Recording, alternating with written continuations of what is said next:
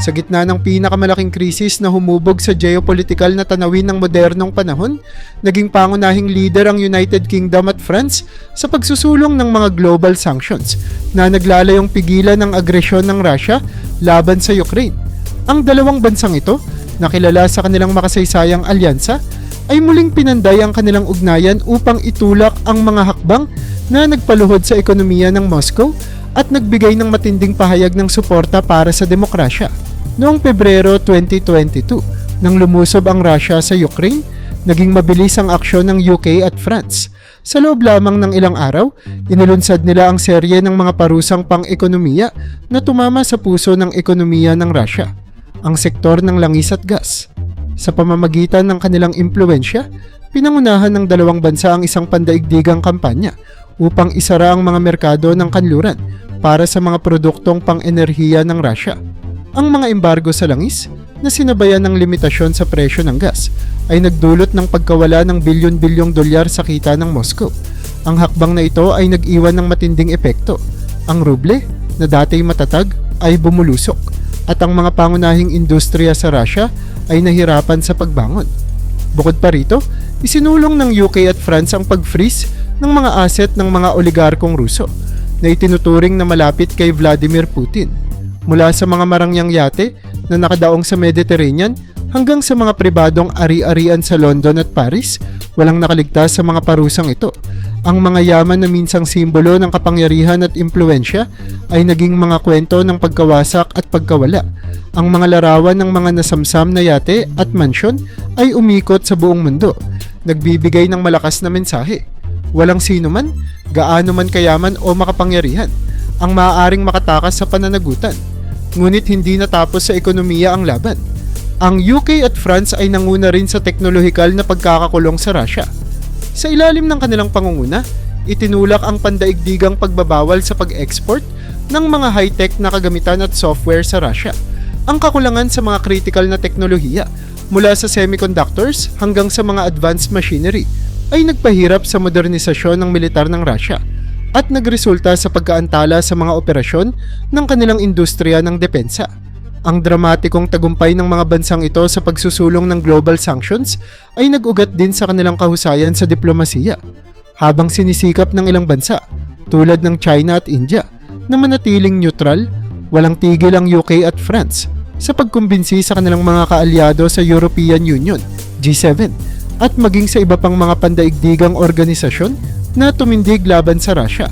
Ang kanilang matagumpay na pagsasama-sama ng mga leader upang maipasa ang malawakang sanction package ay patunay ng kanilang dedikasyon at kakayahang magkaisa sa harap ng pandaigdigang krisis.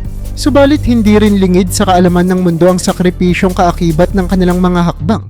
Ang pagputol sa enerhiya mula sa Russia ay nagdulot ng energy crisis sa Europe. Sa mga kalsada ng Paris at London, nagkaroon ng mga protesta ukol sa tumataas na presyo ng kuryente at gasolina. Gayunpaman, malinaw ang posisyon ng parehong pamahalaan. Ang mga paghihirap na ito ay pansamantala, ngunit ang pagtindig laban sa pananakop at kawalang hustisya ay isang prinsipyo na hindi maaring ikompromiso. Ang UK at France, sa pamamagitan ng kanilang walang pagod na pagkilos, ay naging mga haligi ng pandaigdigang kampanya upang pigilan ng Russia. Sa bawat sanksyon na kanilang inilalabas, mas bumibigat ang pasaning nararanasan ng Moscow. Sa bawat hakbang, ang mensahe ng dalawang bansang ito ay malinaw. Ang kapangyarihan ay hindi magpapatahimik sa prinsipyong pandaigdigan ng katarungan at kalayaan. Ang kanilang papel sa kasaysayan ay hindi lamang bilang mga leader, kundi bilang mga tagapagtanggol ng pagkakaisa at demokrasya sa harap ng agresyon.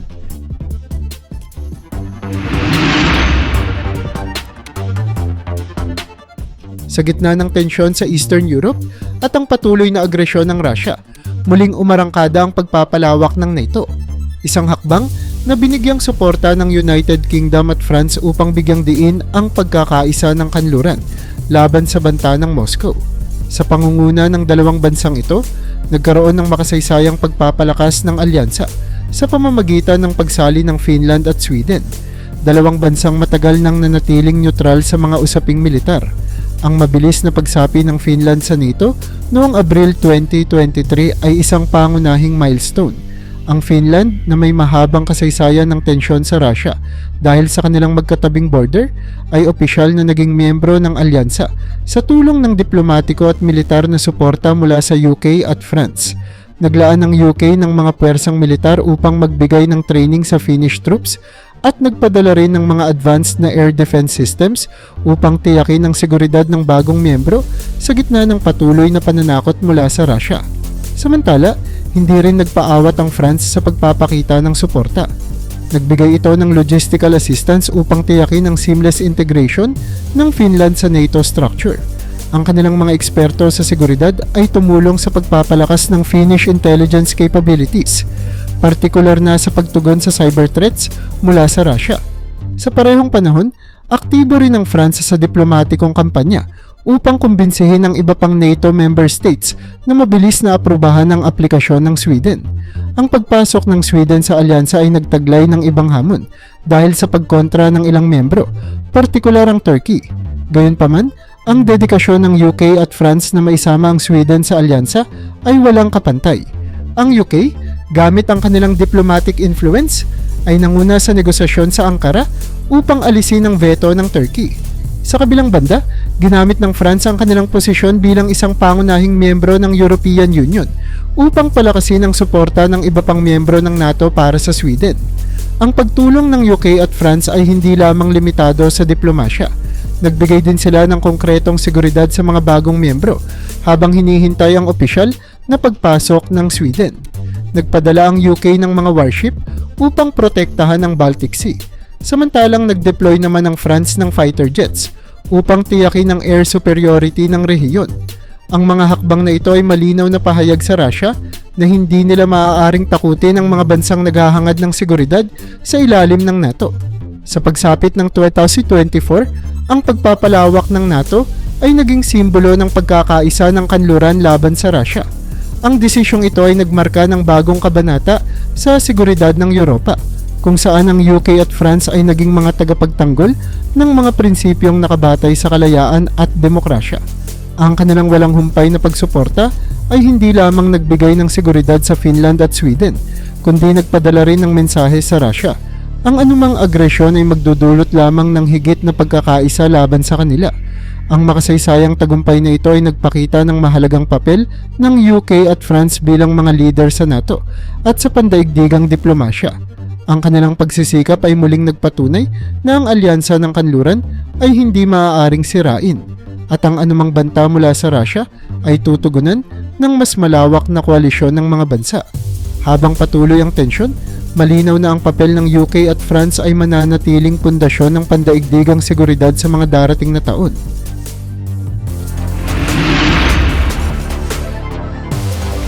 Sa likod ng mga bukas na pahayag ng suporta at pandaigdigang diplomasya, tahimik ngunit epektibo ang operasyon ng United Kingdom at France sa larangan ng espionage upang labanan ang agresyon ng Russia.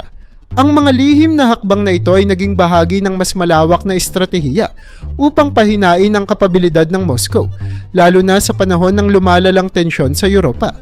Ang UK, sa pamamagitan ng MI6 at GCHQ, ay naglunsad ng mga operasyong naglalayong pigilan ang pagkalat ng disinformation na iniuugnay sa Russia. Isa sa mga natatanging operasyon ay ang pagbubunyag ng mga tinatawag na sleeper agents o undercover operatives na nakatalaga sa mga pangunahing lungsod sa Europa. Ang mga operasyong ito ay nagresulta sa deportasyon ng ilang diplomat na pinaghihinalaang kasapi ng Russian intelligence, isang hakbang na nagpahina sa network ng Moscow sa rehiyon. Sa parehong panahon, ginamit ng France ang kanilang Directorate General for External Security, DGSE, upang magsagawa ng covert missions na naglalayong mag-imbestiga at mag-decode ng mga Russian cyber operations. Sa isang insidente, matagumpay nilang natunton ang isang advanced hacking campaign na pinapatakbo ng kilalang grupong Sandworm na iniuugnay sa Kremlin. Ang datos mula sa operasyon ay ibinahagi sa mga kaalyado ng NATO na nagresulta sa mas mahusay na depensa laban sa mga pag-atake sa cyber infrastructure ng kanluran. Isa pang mahalagang bahagi ng espionage efforts ay ang pagtutok sa pagbubunyag ng mga lihim na plano ng Russia sa larangan ng enerhiya. Sa pamamagitan ng kanilang mga intelligence assets, nalaman ng UK at France ang mga plano ng Moscow na gumamit ng energy supplies bilang geopolitical na sandata laban sa Europe. Ang impormasyong ito ay naging susi sa mabilis na pagkilos ng European Union upang maghanap ng alternatibong energy sources tulad ng liquefied natural gas mula sa iba pang mga bansa. Samantala, ang UK at France ay nag-deploy din ng mga covert teams upang alamin ang aktwal na kalagayan ng militar ng Russia. Sa pamamagitan ng drone surveillance at satellite imagery analysis, nalaman nila ang kahinaan ng mga supply lines at logistical failures ng Moscow sa labanan sa Ukraine. Ang impormasyon ay agad na ipinasa sa mga puwersa ng Ukrainian na nagamit upang magsagawa ng matagumpay na mga kontra-opensiba. Higit pa rito, ang mga operasyong ito ay nagsilbing harang laban sa tinatawag na gray zone tactics ng Russia, mga aksyon tulad ng cyber warfare, paglalason ng mga political opponents, at blackmail sa mga leader ng kanluran. Ang parehong UK at France ay nagsagawa ng hakbang upang tiyakin na ang kanilang mga pampublikong opisyal at kritikal na infrastruktura ay protektado mula sa ganitong mga banta. Bagamat karamihan sa mga detalye ng mga operasyong ito ay nananatiling lihim, ang tagumpay ng UK at France sa pagpapahina ng intelligence network ng Russia ay malinaw na nararamdaman. Sa bawat operasyon, mas nagiging mahirap para sa Moscow na makapagsagawa ng destabilization efforts laban sa kanluran. Ang hindi matitinag na dedikasyon ng dalawang bansang ito sa larangan ng espionage ay hindi lamang nagpoprotekta sa kanilang sariling mga interes, kundi nagbibigay rin ng seguridad sa mas malawak na pandaigdigang komunidad. Ang kanilang tahimik na laban sa anino ng Kremlin ay nagpapatunay na ang digmaan ay hindi lamang nilalabanan sa harapan ng labanan, kundi pati na rin sa likod ng kortina ng mga lihim at impormasyon.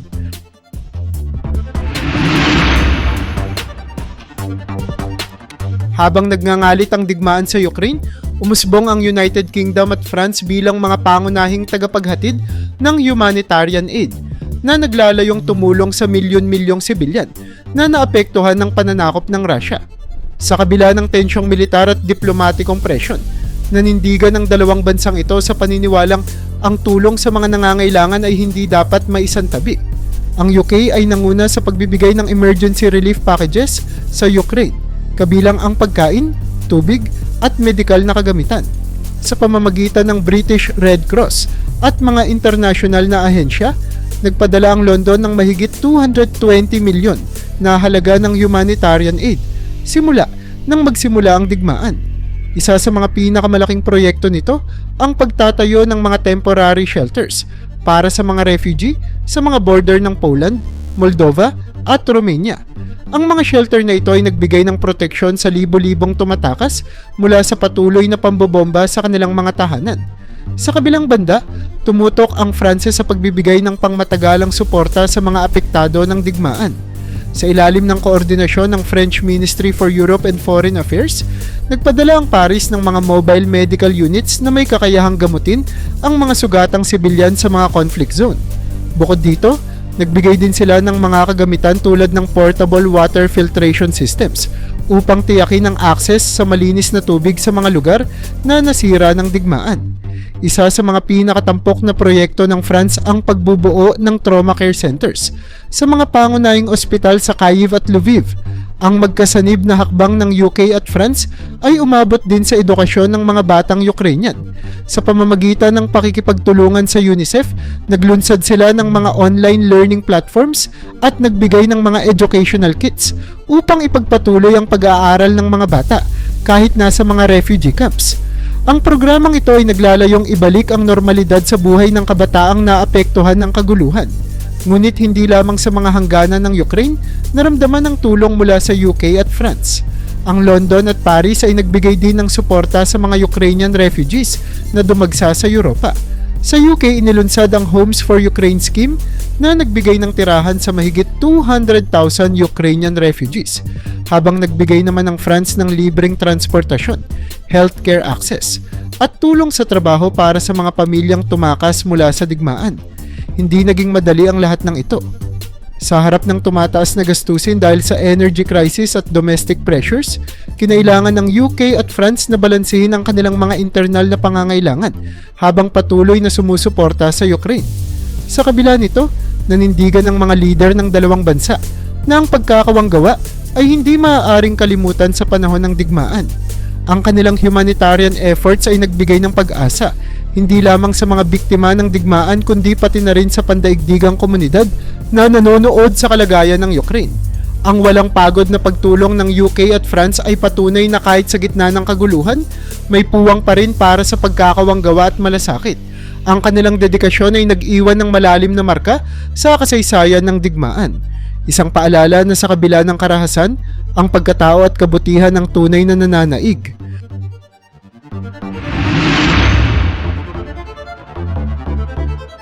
Ang agresyon ng Russia laban sa Ukraine ay nagbunsod ng muling pagbubuo ng pandaigdigang balangkas ng diplomasya, isang pagbabagong pinangunahan ng United Kingdom at France. Sa pamamagitan ng kanilang masiglang hakbang sa diplomatikong larangan, binago ng dalawang bansang ito ang takbo ng mga alyansa, estratehiya at kooperasyon sa buong mundo, naglalatag ng bagong muka ng pandaigdigang politika. Mula sa simula ng digmaan, pinangunahan ng UK at France ang mga talakayan sa United Nations, G7 at European Union upang kondenahin ang pananakop ng Russia. Ginamit nila ang kanilang pandaigdigang impluensya upang maitulak ang resolusyon na naglalayong pagkaisahin ang iba't ibang bansa laban sa Moscow. Sa United Nations General Assembly, pareho nilang itinaguyod ang malawakang suporta para sa mga resolusyon na nagtatakwil sa pananakop at humihiling ng agarang pag-atras ng mga puwersa ng Russia mula sa Ukraine.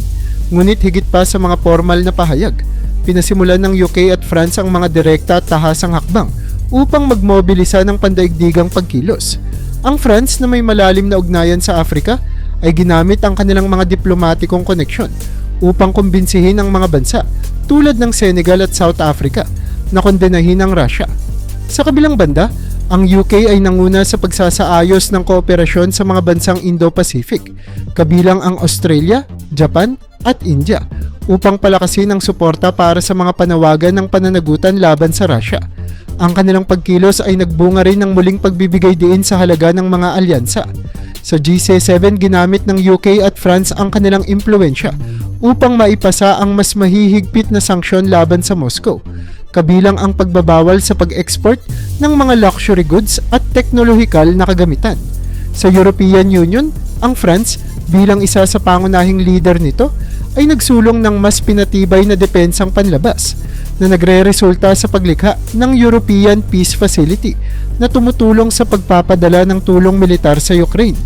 Ang UK naman, sa kabila ng Brexit, ay patuloy na gumaganap bilang isang mahalagang tagapag-ugnay sa kanluraning alyansa.